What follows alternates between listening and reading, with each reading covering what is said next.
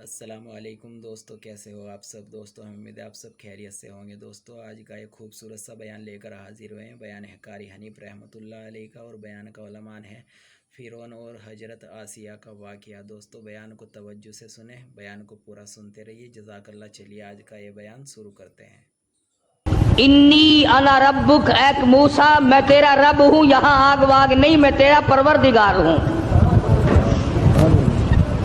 فخلانا علیک، جوتا اتار دو، انکا بالوادی المقدس طویٰ، آپ پاک وادی میں موجود ہیں۔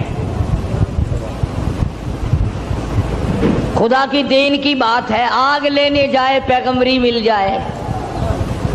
تاج نبوت اڑا دیا پروردگار عالم نے، اور ایک ڈیوٹی ذمہ لگا دی۔ تاج نبوت کا یہ مقصد نہیں ہوتا کہ اب تخت شہنشاہی پہ بیٹھ جاؤ، کچھ وزراء وزیر مقرر کر لو، اب تم لوگوں سے اچھا کھایا پیا کرو، لوگوں سے اچھا پہنا کرو، تمہاری زندگی لوگوں سے ممتاز ہو، یہ بات نہیں۔ تاج نبوت اڑانے کا یہ مطلب اور یہ مقصد ہوتا ہے کہ اب میرے نام پر مار کھانے کے لیے تیار ہو جا۔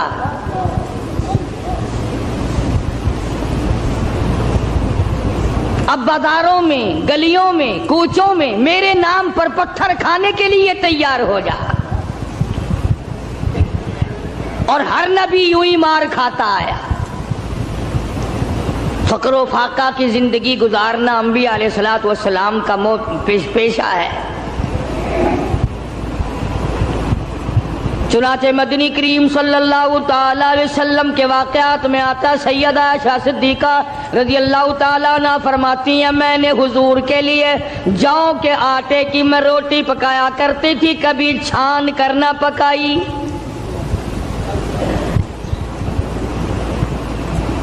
آٹے کے اوپر ذرا پھونک مار دیتی تھی، جو گھاس نکل گیا سو نکل گیا، باقی اندر ہی پکا دیا کرتی تھی۔ فرماتی ہیں زیتون کے تیل کا ڈبہ تھا، ختم ہو چکا تھا، ذرا سی تل چھٹ سی باقی تھی، میں نے گاد میں انگلی ڈال کر جو کی روٹی پہ انگلی پھیر دی، چپڑ دی، مدنی کریم صلی اللہ علیہ وسلم کے سامنے رکھ دی۔ آپ نے بسم اللہ پڑھ کے تناول فرمانی شروع کر دی۔ اس کے بعد فرمانے لگے، او عائشہ، رب العالمین کی یہاں اس اتنی بڑی نعمت کا بھی حساب ہوگا۔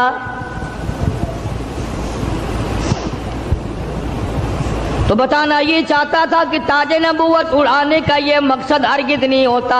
اب تخت شہنشاہی تمہیں ملے گا، اب دولت کی تم مالک بن جاؤ گے، اب رقبے کے مالک بن جاؤ گے، اب لوگوں کے حکمران بن جاؤ گے۔ بلکہ نہیں، تاج نبوت صرف اس لیے اڑایا جاتا ہے، اب تو تمہارا پکا یہی کام ہوگا، زبان تیری ہوگی، نام میرا ہوگا، پتھر لوگوں کے ہوں گے، مار کھاتے جانا۔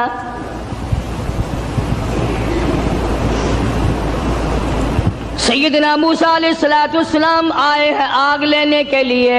آواز آتی ہے، انی انا اللہ لا الہ الا انا فاعبدنی واقیم الصلاۃ لذکری۔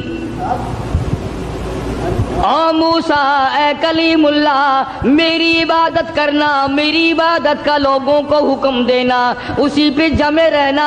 وَأَنَا اخْتَرْتُكَ فَاسْتَمِعْ لِمَا يُوحَىٰ، اب میں نے تیرا انتخاب کر لیا ہے، میں نے تجھے چھانٹ لیا ہے، میری طرف سے جو وحی آئے اس کو لوگوں تک پہنچانا تیری ذمہ داری ہے۔ سیدنا موسیٰ علیہ السلام نے اپنا کام شروع کر دیا۔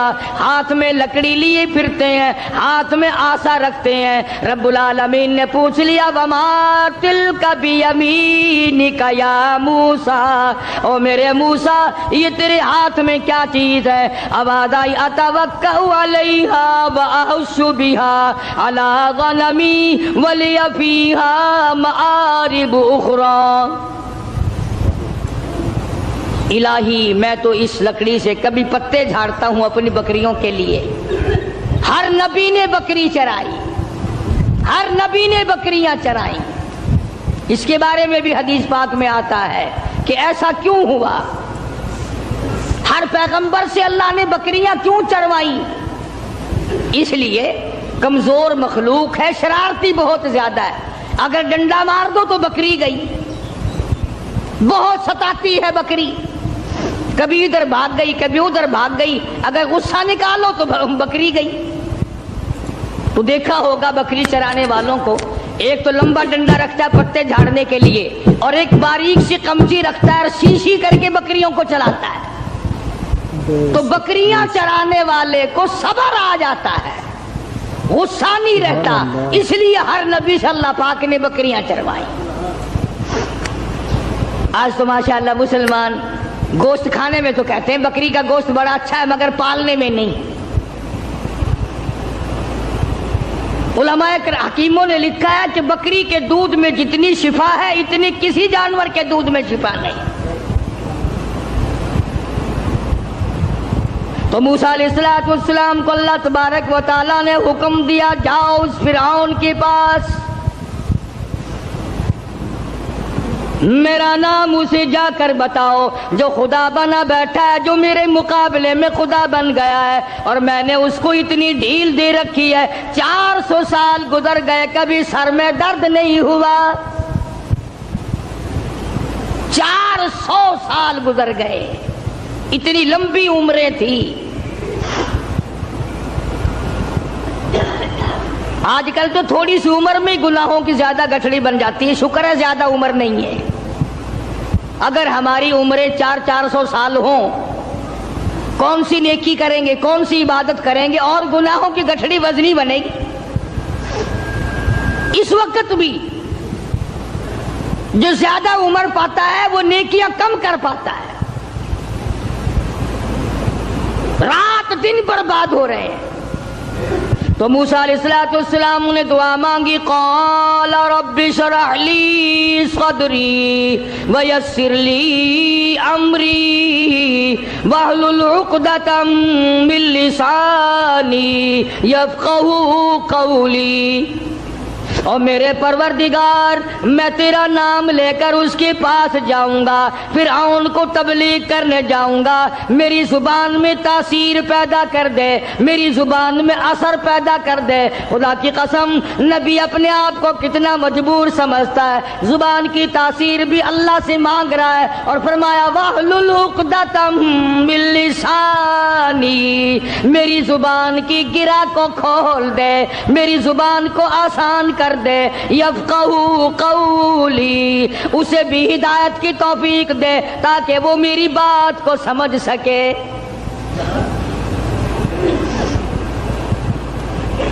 کبھی ہم نے بھی دعا مانگی، الہی وہ زبان دے جس سے مجھے مانگنا آ جائے، جس زبان میں تاثیر ہو، تیرے نام لینے کی توفیق ہو۔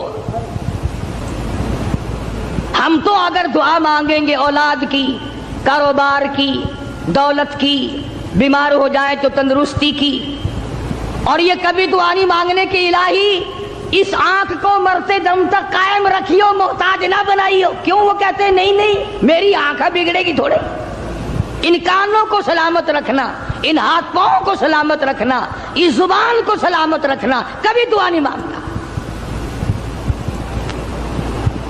فرمایا وجعل لی وزیرا من اہلی ہارون،